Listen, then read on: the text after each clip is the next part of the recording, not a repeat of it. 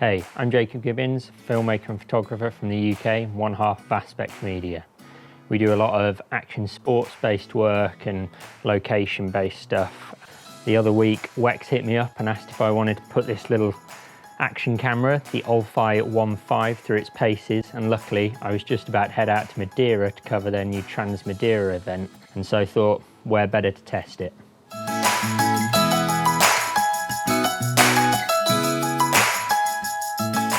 So out in Madeira, I was using the Olfi pretty much every day, as you would a normal helmet camera. I was playing around with settings here and there and just getting used to it. And then when I came home the other day, I put it head to head with the GoPro 4 Black, which we've got in our kind of arsenal, and seeing what it can do in more kind of setup scientific situations where they're both on as close to the same settings and the same mountings and in the same environment, and just seeing kind of how they play best, because in my eyes that's its closest rival in terms of price and performance. So the Olfi, what we're here to talk about today really, shoots 4K at up to 24 frames a second. So you also get 1080 at up to 60 frames a second and 16 megapixel photos. The photos is a real big selling point, because all the GoPros, even the top of the range 6 Black costing £400, only does 12 megapixels. While top of the range GoPros can shoot RAW photos, this unfortunately still only JPEG, so there's something to consider as well. So after using the Olfi for the last week or so, in all conditions, I'll rattle off a few of the things which I really like about the camera. So first off, they've used the same proprietary mounts as GoPro, which means it'll work with all your accessories, all your mounts, everything that you've already got for the GoPro you've probably had for years, all work with this. So in that same breath though, if this is your first step into a helmet camera, obviously there's loads of accessories out there that are going to work great with the Olfi. It's got a great form factor, nice and small, lightweight, and a really good waterproof housing. Like I said earlier, a big plus of this camera is its photos. They're great, they are better than the GoPro 4, both black and silver. They're 16 megapixels, so that bit of extra resolution is definitely going to help.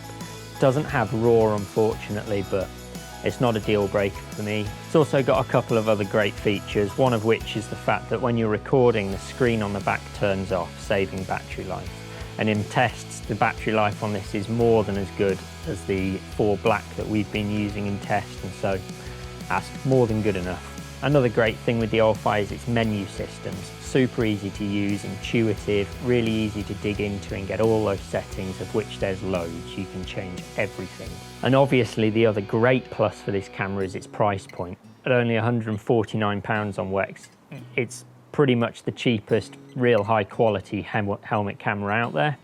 As there are good bits, there's obviously a few things that I've picked up on that could be improved. One of the facts is the fact this may shoot 4K, but it's only at 24 frames a second. It would be great if they'd bumped it up even just to 25, or ideally 25 and 30, which are the base frame rates for most video projects. In everyday use, one of the most annoying things I found with this camera was the fact that the beeps to tell you when it's recording, when it's not, when you've turned it on, when you've turned it off, they're not very loud, and in a lot of cases don't happen at all, which makes it really difficult to use the camera without taking your helmet off and looking at it. I've turned on the beeps and they happen when you're scrolling through the menus, but not when you're just turning it on and off. Now sadly, one of the things that I didn't find too good about the camera was its image quality, and you may kind of gasp at that, but I think personally, if you're buying a helmet camera, image quality is the one thing above all else that needs to be good. And this camera sadly just wasn't quite as good in video mode as the GoPro 4 Black. The video's not quite as sharp, it's a bit mushier, there's a bit more banding in the skies, and I've looked at the files and it's not down to the compression or the bitrate, because they're the same, about 30 megabits a second. So I'm not sure quite what's going on.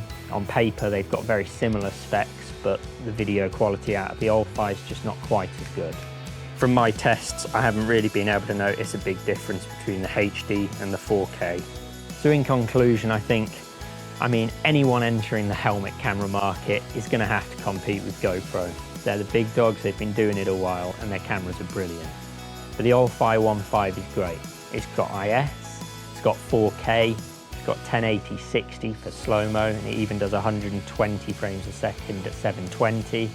Great dive housing, really nice form factor. The menus are fantastic.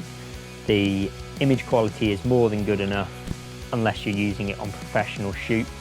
And like I say, I think for the money and the features, you can't really do better.